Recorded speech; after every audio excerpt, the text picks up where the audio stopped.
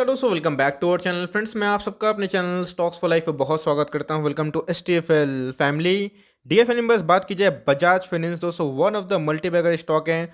और पता है हम कि बजाज फाइनेंस ने बहुत पैसे कमा के दिए, लेकिन इसी बीच में दोस्तों बजाज फाइनेंस ब्रेकआउट के जोन पे है। 6000 का अल्टीमेट एक रेजिस्टेंस अगर उसको तोड़ता है तो गाइस इसकी जो जर्नी है 7000 के लिए, और 7500 से जो हमारा टारगेट है उसके लिए फिर से जाने के लिए रेडी हो जाएगा। लेकिन इसी बीच में बजाज फाइनेंस ने कुछ वार्निंग बताई है इनके एनपीए को लेके। तो क्या न्यूज़ है पूरा क्रिस्टल क्लियर कर दूंगा, जहां पे आपको समझने में कोई भी दिक्कत नहीं होगी।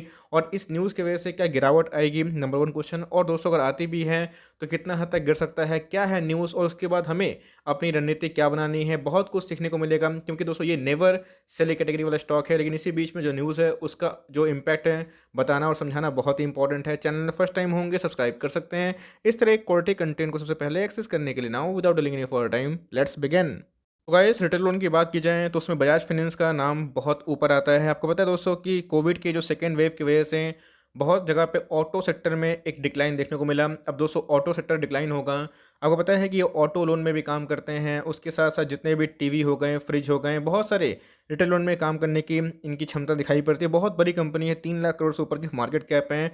तो अगर आप देखें तो Bajaj finance once asset quality fears in Q1 and Q2। जी हाँ दोस्तों, बजाज फाइनेंस का ऐसा मानना है कि Q1 और Q2 में जो प्रोविजनिंग है, जो एनपीएज हैं, उसको लेके थोड़ा सा एक प्रॉब्लम देखने को मिल सकता है। कोई भी फाइनेंस वाली कंपनी का सबसे बड़ा जो गहना होता है ऑर्नामेंट, वो दोस्तों उनके होती है एसेट क्वालिटी। जी हाँ दोस्तों, कितना पैसा देते हैं, कितना पैसा वो ले आते हैं और कितना पैसा वो ले नहीं आ पाते हैं, मार्केट इस पे बहुत ही निर्भर होता है। और जिसका जिसका एसेट क्वालिटी अच्छा होता है मार्केट रिस्पॉन्ड अच्छा करता है, लेकिन जिसके एसेट क्वालिटी में खराबी आती है मार्केट पनिश करता है। आपने देखा कि बंधन बैंक हो गए और ये बहुत सारे एनबीएफसी जो इसको लेके प्रॉब्लम में हैं। इस बजाज फाइनेंस उससे बहुत बड़ी कंपनी है, लेकिन जो न्यूज़ है मैं बताया कि पढ़ना बहुत इंपॉर्टेंट है, तो उसका इम्पैक्ट भी क्या हो सकता है। तो बजाज फाइनेंस लिमिटेड सेड्स it likely to witness higher gross and net performing asset in the first 6 months of the ongoing financial year amid disruption by the second wave of the कोविड-19 पैंडेमिक। गाइस आप देख सकते हैं कि ये मेरा मानना नहीं दोस्तों, मैं कोई बात आपको बना के नहीं बोल रहा हूँ। ये बजाज फाइनेंस ने खुद ही एडमिट किया है कि इनके जो एसेट क्वालिटी है उसमें थोड़ा डेंट लग सकता है, डिटोरिएट हो सकता है, जिसकी वजह से जो एनपीए हैं और जीएनपीए हैं, जो ग्रॉस एनपीए होते हैं और जो नेट एनपीए होते हैं, उसमें एक प्रॉब्लम हो सकती है। अगर आप देखें forward flows across overdue positions where higher due to constant on correction amidst strict lockdown across most of the parts of the India। वैसे तो कॉमन सी बात है, लोगों को पता था, लेकिन it is said in a mid quarter update late on June 4। जी हाँ दोस्तों, कल का आर्टिकल है तो आज मैं कवर कर रहा हूँ। As a result the company estimated its GNPA and NPA in Q1 and Q2। अगर आप देखें तो बजाज फाइनेंस का जो एनपीए आया था, the non bank the NBFC cylinder gross NPA ratio and net NPA ratio stood 1.79% and 0.75% respectively as of March 31। ऐसा आप देख सकते हैं कि March 31 तक इनके जो जीएनपी हैं, पूरा जो ग्रॉस इनको कितना एनपीए देखने को मिला तो 1.79% के आसपास हैं, और जो नेट कितना बना 0.75 के आसपास हमें देखने को मिला था। तो ऑल्दो अगर आप देखें तो उनको खुद ही अनुमान था कि इनके जो जीएनपीए हैं वो 1.4% से लेकर 1.74% तक रह सकते हैं। तो उसके साथ साथ दोस्तों वैसे ही देखने को मिला। अगर आप देखें तो नेट एनपीए में भी वैसे ही अनुमान के लगभग था, इसलिए मार्केट ने रिस्पेक्ट किया। ऑल्दो इनके जो रेवेन्यू हैं वो ड्रॉप थे, प्रॉफिट ड्रॉप ड्रॉप थे, लेकिन दोस्तों को पता है कि मार्केट में लोन कौन ले रहा है ना, मार्केट का अर्थव्यवस्था बहुत ही ख़राब है, जिसकी वजह से अपकमिंग टाइम्स में इन्होंने क्या कर दिया है, पहले ही वार्निंग कर दी है कि Q1 में और Q2 में इनके एसेट क्वालिटी में डेंट पड़ सकते हैं। तो जी हाँ, अगर मार्केट उसको लेकर नेगेटिव रेट करता है, आपको पता है गाइस हम लोग क्या करना है, हम लोग को सिर्फ और सिर्फ ऐड करना है।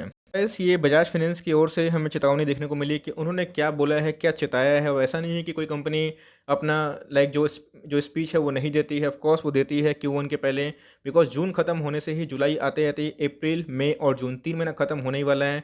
आज ऐसे भी दोस्तों हमें देखने को मिल रहे हैं कि 5 जून का जो समय है वो देखने को मिल रहा है, और उसके बीच में बस 25 डेज से ट्रेडिंग की बाकी है, जिसमें से वीकेंड्स पड़ेगा। उसके बाद फिर से Q1 के नंबर्स हमें देखने को मिलेंगे। तो ये कंपनी करती है, बताती है कि उनके ऑपरेशन कैसे हैं। तो एनपीओ को लेके वार्निंग देखने को मिल रही है।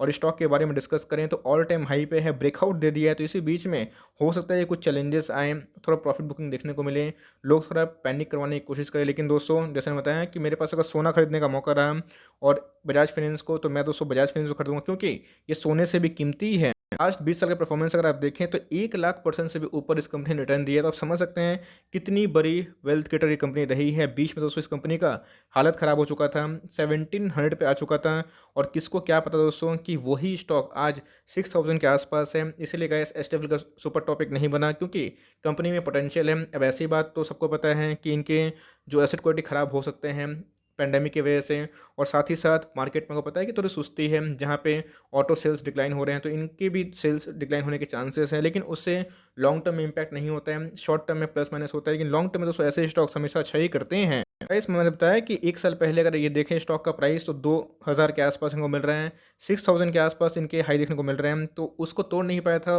उसको छू के आ गया था।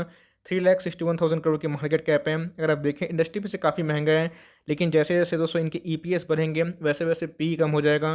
बिकॉज पता है न्यूमरेटर बाय डिनोमिनेटर होता है, जो पी होता है प्राइस बाय अर्निंग, कि क्या प्राइस मार्केट में चल रहा है और उसके अगेंस्ट में ये ईपीएस क्या जनरेट कर पा रहे हैं। कंपनी ने अपने रिजर्व और सरप्लस में काफ़ी अच्छा काम किया। अगर आप देखें तो कंपनी का जो रिजर्व और सरप्लस है अभी 2021 के आसपास दोस्तों 36,000 रुपीज़ इन करोड़ के आसपास हो चुका है, जो पहले कितना था approx 32,000 rupees in crore. Company की जो आरओई है ऑल दो डिक्लाइन हुए हैं, लेकिन आपको पता है हम कि बैंक और एनबीएफसी कितना चैलेंजिंग है, तो मेरे हिसाब से ये खराब नहीं है। और आने वाले 1-2 सालों में दोस्तों ये आपको ठीक होता हुआ देखने को मिलेगा। बिकॉज जैसे कोविड जाएगा पटरी पे आएगी ट्रैक, 9.5% हमारे गवर्नर ने बताया है कि जीडीपी रहने के चांसेस हैं, तो वैसे ही सडन स्पाइक हमें देखने को मिलेगा। ये दोस्तों शॉर्ट टर्म में पेन दे सकता है, लेकिन लॉन्ग टर्म में ये गेन देगा ही देगा। तो अगर आप देखें तो कोविड के पहले इनका जो ग्राफ है वो कितनी तेज़ी से बढ़ रहा था, प्रॉफिट के मामले में अगर आप देखें, इनके रेवेन्यू के मामले में। और दोस्तों इंडिया में लोन के अगर ऑर्गेनाइज वे में बहुत जिम्मेदारी से बांटने वाली कोई कंपनी है तो बजाज फाइनेंस हमें देखने को मिलते हैं। ऑल्दो अगर आप देखें तो कंपनी में काफ़ी रैली आ चुकी है, तो इसी बीच में कितनी गिरावट संभव है और करना क्या है, ये सबसे इंपॉर्टेंट हो जाता है। यस, मैंने न्यूज़ पर ही अनबायस्ड होकर, चूँकि मेरी फेवरेट कंपनी है, ऐसा नहीं कि सिर्फ और सिर्फ पॉजिटिव बात बताऊंगा, जो नेगेटिव बात है कमेंट्री आ रही है वो बताना ये बहुत ही इंपॉर्टेंट है। तो मेरे हिसाब से दोस्तों अगर इसको लेके एक सेंटिमेंटल गिरावट आती है, स्टॉक का प्राइस अगर 200-300 गिरता है, 5,700 5,600 या फिर कभी भी आपको ये स्टॉक 5,500 5,400 के आसपास मिलता है, तो जी हाँ सो आपकी फर्स्ट बाइंग हो जानी चाहिए। 6,000 का लेवल का सस्टेन नहीं कर पाता है तो 8 से 10% गिरावट एकदम कॉमन सी बात है। वो दोस्तों आपकी फर्स्ट एंट्री होगी, मुझे ऐसा लगता है। और मार्केट में अगर ज़्यादा नेगेटिविटी आई, पूरा बैंक निफ्टी थोड़ा थोड़ा गिरने लगा, थोड़ा सा करेक्शन हमें देखने को मिला, तो हो सकता है कि इन फ्यूचर 5,000 के नीचे आ जाए, जो कि चांसेस बहुत ही कम है। बीच में दोस्तों ये स्टॉक आपको 4600 के आसपास आया था, वहाँ पे गैस कितने बार मैंने वीडियो बना के आपको बताया भी था, मैंने खुद भी दोस्तों उस लेवल पे ऐड किया था। तो मेरे हिसाब से कंपनी फॉर लॉन्ग टर्म खरा सोना है। और आपको दोस्तों इन सब न्यूज़ से उतना डरना नहीं है, प्रॉफिट बुकिंग होगी, लेकिन जो लॉन्ग टर्म निवेशक हैं वो होल्ड एंड कंटिन्यू करें। जो पोजिशनल ट्रेडर हैं अपने चाहे तो प्रॉफिट को बुक कर सकते हैं, लेकिन हाँ मैं बोलूँगा कि इसमें लॉन्ग टर्म पोटेंशियल है। और मैंने जो लेवल्स बताए 5,500 5,400 वहाँ पे कभी आते हैं तो बाई कर लीजिएगा। कभी आपको 5,000 गलती से 5,200 के आसपास मिल जाएगा तो बल कर दीजिएगा। और 5,000 के नीचे दोस्तों जितना भी आता है 4,850 मुझे सुपर एमओस दिखाई पड़ते हैं। यहाँ पे खोने के लिए लॉन्ग टर्म में उतना कुछ नहीं है, पाने के लिए बहुत कुछ है। तो इन सब लेवल्स को याद रखिए, कभी आए तो अपना जो जीडीटी हिला कर छोड़ सकते हैं। और लॉन्ग टर्म कंपनी खरा सोना है, लेकिन हम इन्होंने पहले वार्न किया है तो हमें उस न्यूज़ को भी ज़रूर पढ़ना चाहिए। सो फॉर टाइमिंग ये छोटी सी अपडेट थी कि बजाज फाइनेंस की मैनेजमेंट से क्या कमेंट्री निकल के आ रही है। आई होप दोस्तों वीडियो आपके लिए हेल्पफुल था। कंटेंट सही लगा तो एक लाइक कर दीजिएगा। चैनल फर्स्ट टाइम होंगे तो यहाँ से सब्सक्राइब भी करना ना भूले। फर्दर कोई डाउट है इसको ड्रॉप कर सकते हैं, और कुछ का रिव्यू चाहिए उसका नाम ड्रॉप करना ना भूलिएगा। I would love to make a video on your demand. Guys मिलते हैं जल्दी ही, तब तक के लिए bye. Thanks for watching friends, God bless you all.